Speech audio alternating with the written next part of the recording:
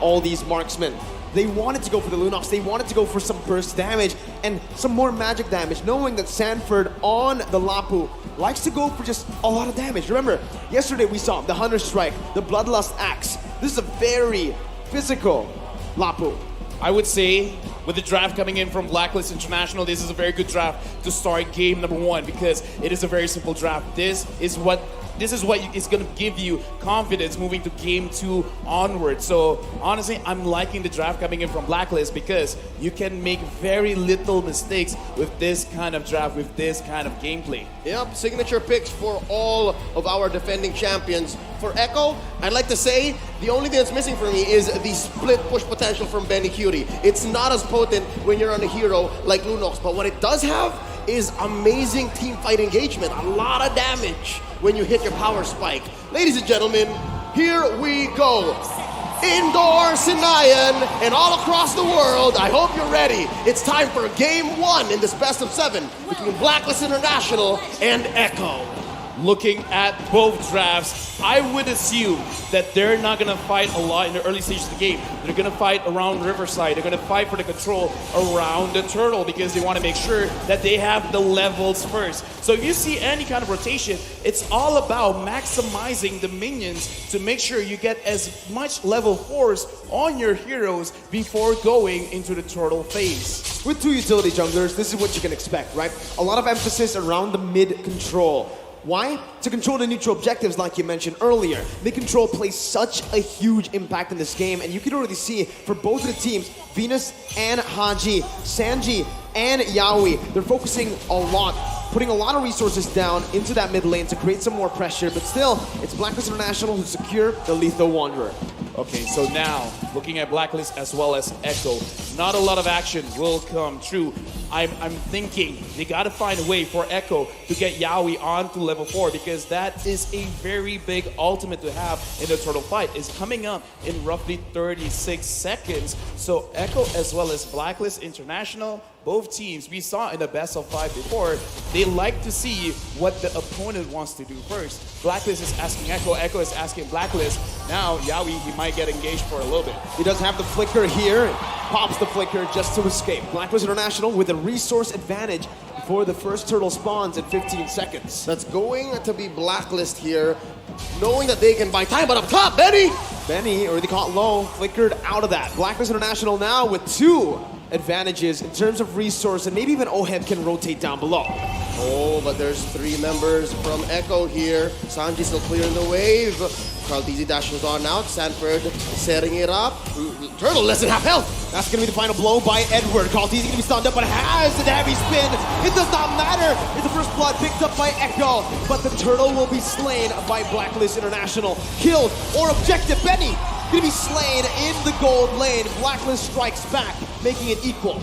2 ults spent by Blacklist up top. Echo takes 2 down in the bottom, but they do get Turtle. I'm talking about Blacklist. Was that worth it, LaFell? I would say it's not that worth it because in my personal opinion, getting kills is very good because you can establish map pressure because what's the objective of getting the turtle? Sure, you want the gold, sure you want the XP, but you want more control. Now, Edward going up against Sanford taking quite a bit of damage and Sanford's gonna get chased. Circling Eagle onto Sanford here. Haji does not have the airstrike down. So basic attacks coming in. Sanji not gonna be here to help him in time. Sanford falls in the XP lane. The Festival of Blood lifesteal is just not enough at this level. 3 minutes in, and I'm not sure if there's enough. Yeah, no, none at all into the emblems. Many though, look at that. That's gonna be the damage coming in. The Luminal Blast charged in, but knowing that Oheb has the Purify, they decide not to commit just yet.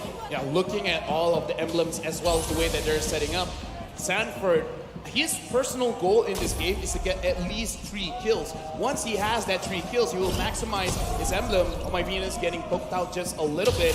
But now, looking at the map, if Echo could give those 3 kills over to Sanford, we can see Echo being a little bit more explosive. You can expect that Sanford's gonna look for it. He's gonna pressure Edward hard here. Sent him home just now because they want to time the way that this turtle goes. Again, we're 20 seconds away. Benny Cutie pressuring Oheb as well.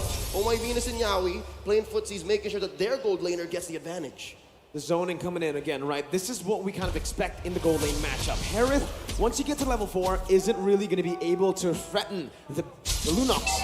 And even in the XP lane, we saw that Edward was winning early on, but now that Sanford has gone that level 4, has gone a few items down, it's a bit tough for Benedetta. Oh, turtle already spawned.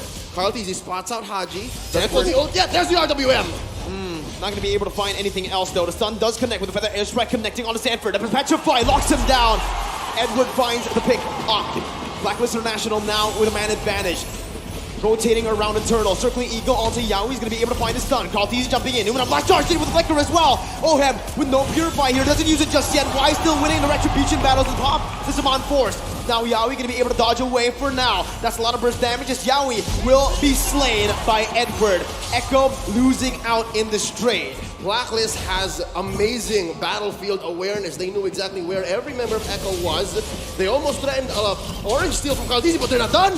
A stun and a knock-up. It's still Matilda Airlines here for Blacklist International. Blacklist is showing what they want to do with this draft. You want to establish control. You want to make sure that the Riverside, you're winning. And the specialty of having a Matilda is when someone overextends, they're not really overextending. In their previous fight in the Turtle, they were very focused. What do we want to do? Turtle first, but now they want to kill. And they get it, right? It's onto Venus, the roamer. Anything that Echo can get here in the first 5 minutes, they will. In the first 2, they were willing to trade and get some advantages, but now wait, a stun onto Oheb, forced out the Zaman Force. Pops the Purify as well. The real world inflation almost catches Oheb, but he is able to get out of that one.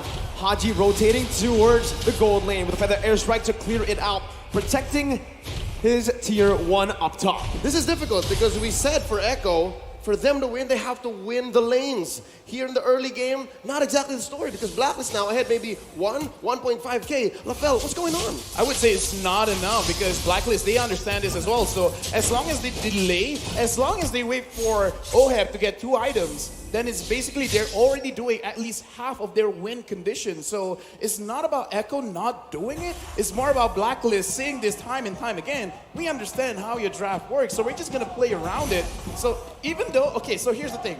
Echo, they needed to win by 2K, by 2,000 gold. That's LaFell's threshold. So if Blacklist having 1.5K lead ahead, they're really at the driver's seat. Well, right now, it does seem that way, but Echo are going to be able to force it out. Oheb going to be caught low, but Venus comes in to save Oheb again.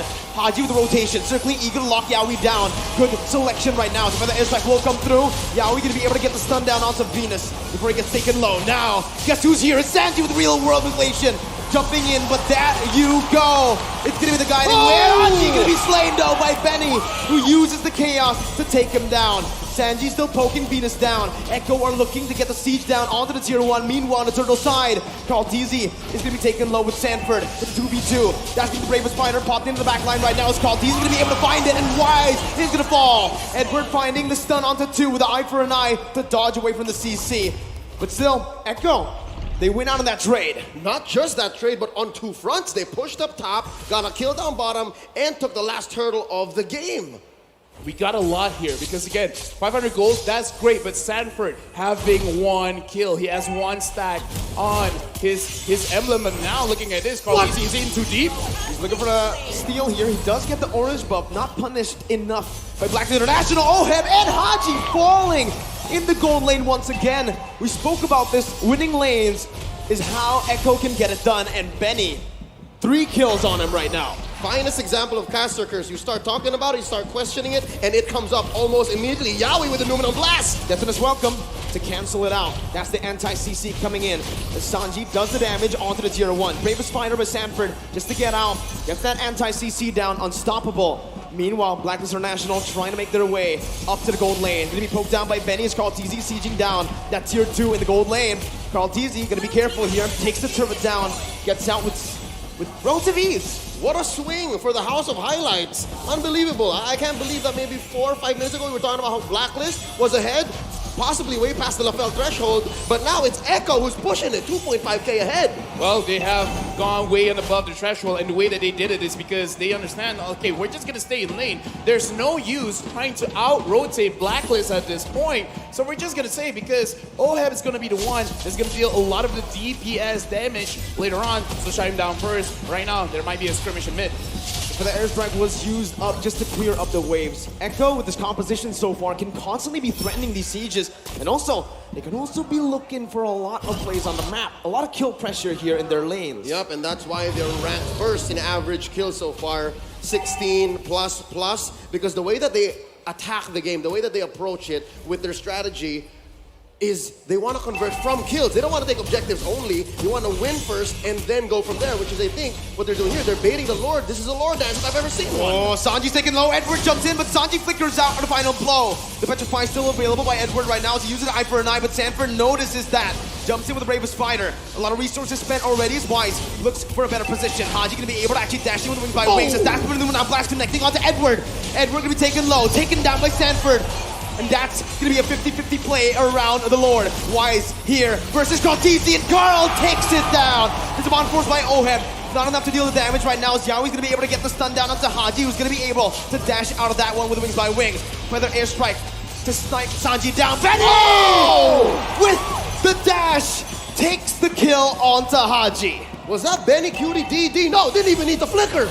Dude, that was Benny QT. And again, looking at the items here, because we gotta see whether they are strong now or not. Looking at Benny Cutie, having 3 core items, Cloud Destiny, Lightning Treasure, as well as Divine Glaive. Right now, oh my goodness, getting engaged by Yaoi. Numenon Blast again, locking the Queen down. Venus gonna be chased down under the tier 2. Wise here providing the support. Carl DZ looking for an angle, but will back off for now. Tier 1 falling in the mid lane. Echo pushing the pace and the tempo. Thou shalt not take my queen, says Wise. Echo pressuring mid lane tier 2, even tier 2 down bottom. That's Sanford going solo, Lord up top. Echo is 5k ahead here, 11 minutes in. It's still not over because Blacklist International, they can still come back because they have a very big front line, as well as a lot of damage coming in from Haji and Oheb. Oheb just finished the Holy Crystal. Looking at the damage from Haji. Haji can't connect it just yet. Carl DZ is spotting people out. The Lord is here. Will Echo engage?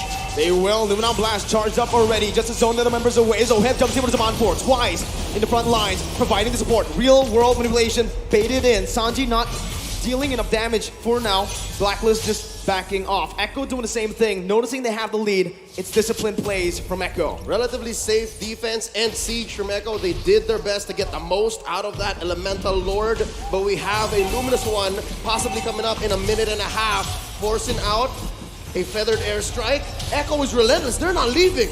Yeah, but look at the way Blacklist, they're defending themselves because they're not necessarily sacrificing their own HP just to defend their base. Like, they're defending everything without taking too much. So now Blacklist, they're preparing themselves. In case Echo wants to engage, they can fight back. The problem is, Echo, they're not engaging. They know that they have a lead and they're not going to lose the lead. Looking at the items as well, oh, but before that, looks like everyone is just clearing everything out. Looking at Haji, he already has 2 main items. He's waiting for his own Holy Crystal. Once he has the Holy Crystal, the kill pressure is going to be a lot onto Echo. So right now, Blacklist, it looks like that's what they're waiting on. They're waiting for their carries to actually complete the items first. It looks like Echo has cornered Blacklist into their base, and this is the trademark Blacklist defense. A lot of teams worldwide have been on the receiving end of this defensive rubber band, and it's not impossible that Blacklist still comes back, but with Echo at 6k playing this defensively, playing this disciplined, waiting for this Lord coming up in 5 seconds, it looks like Echo also knows how to combat that.